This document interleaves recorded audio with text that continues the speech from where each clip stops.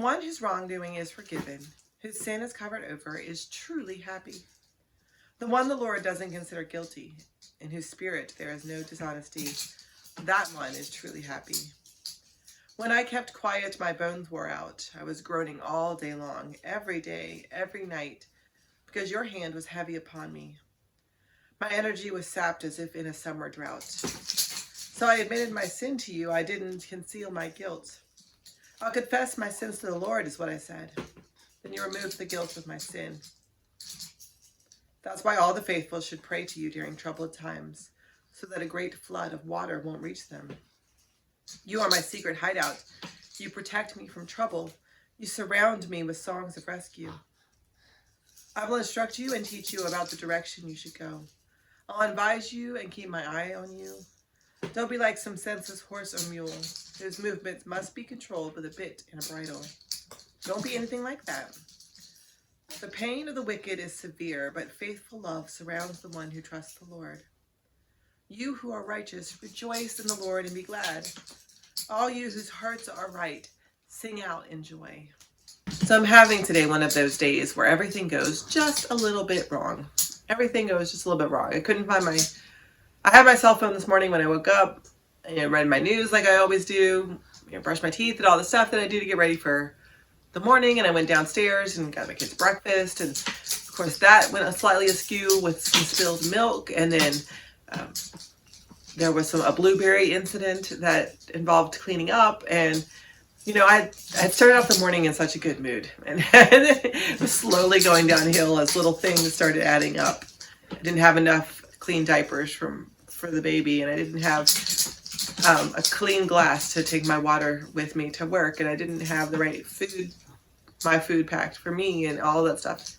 Just one of those days. And then I went to school and dropped my son off, and then came to church and realized I didn't have the diaper bag. So I had to go back home, get the diaper bag, come back. And then as soon as I got out of the car, I dropped the jar of water that I had gotten for myself. So it's just one of those days where everything is going a little bit bad, a little bit wrong. Not terribly wrong, nothing I can't overcome, nothing that's the end of the world bad, but just a little bit bad. And then I read this psalm.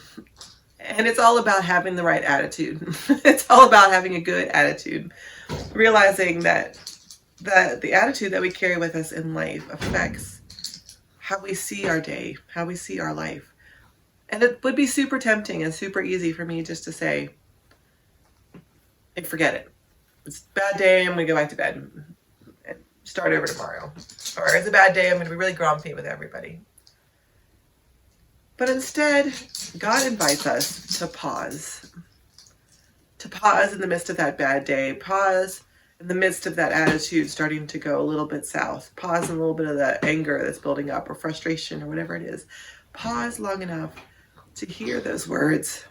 If we pray to God, then the waters won't rise. The waters won't trouble us.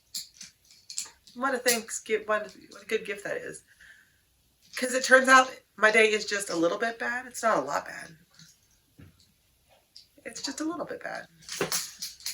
And I can still be a positive person. I can still walk into the arms of God. I can still live as a light of Christ in the world, even if I'm having a little bit of a bad day.